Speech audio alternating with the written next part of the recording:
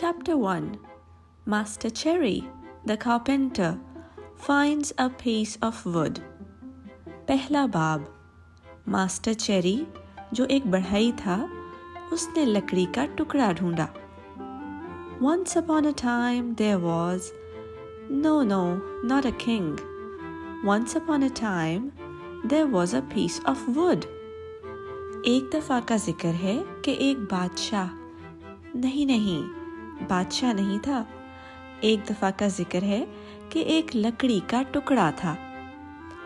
Just a perfectly ordinary log for a cozy winter fire. एक आम सा लकड़ी का टुकड़ा जिसका काम सर्दी में आरामदेह आग सुलगाना था. This particular piece of wood happened to be in the workshop of an old carpenter. ये टुकड़ा एक बूढ़े बढ़ई के कारखाने में रखा था. His name was Master Antonio, but everyone called him Master Cherry because the end of his nose was always red and shiny, just like a ripe cherry. बढ़ई का नाम मास्टर एंटोनियो था, मगर सब लोग उसे मास्टर चेरी कहकर पुकारा करते थे क्योंकि उसकी नाक की चोटी हमेशा एक पकी हुई चेरी की तरह सुर्ख और चमकदार होती थी. As soon as Master Cherry set eyes on the log, he beamed with delight. जैसे ही मास्टर चेरी की नज़र उस लकड़ी के टुकड़े पर पड़ी, वो खुशी से चहक उठा. He rubbed his hands together with satisfaction and said softly to himself, "This wood is just what I want to make a table leg." उसने अपने हथेलियों को आपस में इत्मीनान से रगड़ा और नरमी से खुद से बोला, ये लकड़ी बिल्कुल वैसी है जैसे मुझे मेज़ की टांग बनाने के लिए चाहिए. He quickly picked up his sharp axe to strip the bark and cut it into shape. उसने जल्दी से अपनी तेज कुल्हाड़ी उठाई ताकि लकड़ी की छाल उतारकर उसे शक्ल दे सके. His hand was raised, ready to strike the first blow, when he hesitated, for he had heard a tiny voice who implored him, "Don't hit me too hard." उसका हाथ लकड़ी को पहली चोट लगाने के लिए अभी हवा में बुलंद हुआ ही था कि वो हिचकिचाया.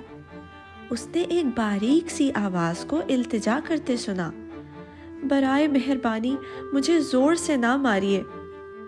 Master Cherry glanced around the shop in a fright to see where that little voice could have come from, but he saw no one. Master Cherry ने खौफसदा होकर दुकान में नज़र दौड़ाई ताकि देखे कि आवाज़ कहाँ से आ सकती है, लेकिन उसे कोई भी नज़र ना आया. He looked under his workbench. No one there. He looked inside a cupboard, which he always kept locked. No one there. उसने अपनी कार मेज़ के नीचे देखा, कोई नहीं था. उसने अपनी उस अलमारी के अंदर भी ढूंढा जिसको वो हमेशा ताला लगा कर रखता था, वहाँ भी कोई नहीं था. He looked in his basket of wood shavings and sawdust. No one there.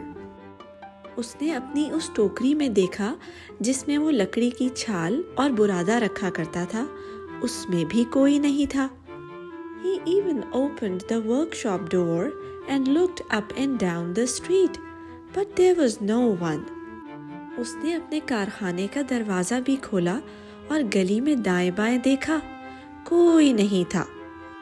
I must have imagined it, he said at last, laughing and scratching his wig. Back to work. मुझे लाज़मी ख्याल आया होगा, उसने आखिरकार हंसते हुए और अपने मसनूई बालों की टोपी को खारिज करते हुए कहा, वापस काम पर लगा जाए.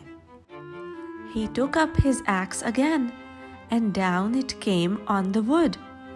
"Oh, you're hurting me," cried the same little voice. उसने अपनी कुल्हाड़ी दोबारा उठाई और वो लकड़ी तक नीचे आई. ओह, तुम मुझे तकलीफ पहुंचा रहे हो, वही छोटी सी आवाज़ चिल्लाई. This time Master Cherry was thunderstruck. His eyes almost popped out of his head with fright. His mouth was wide open and his tongue lolled over his chin like a gargoyle.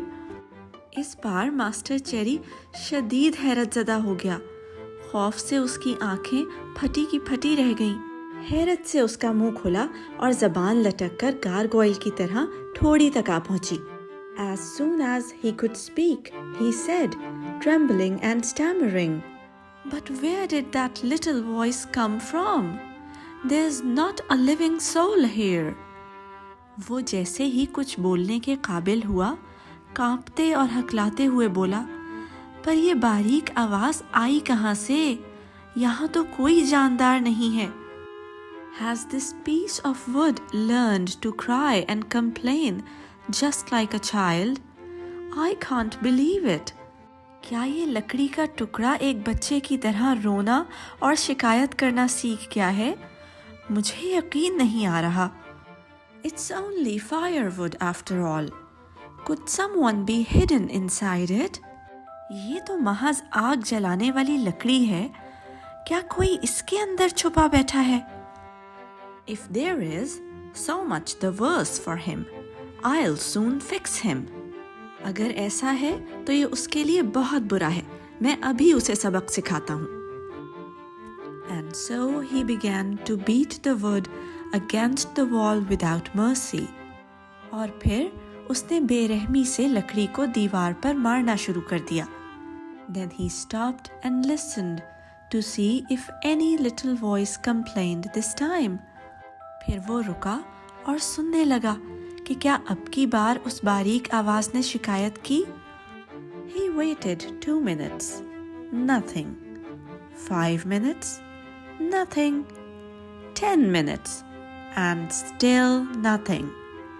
उसने 2 minute इंतजार किया, कोई आवाज नहीं आई।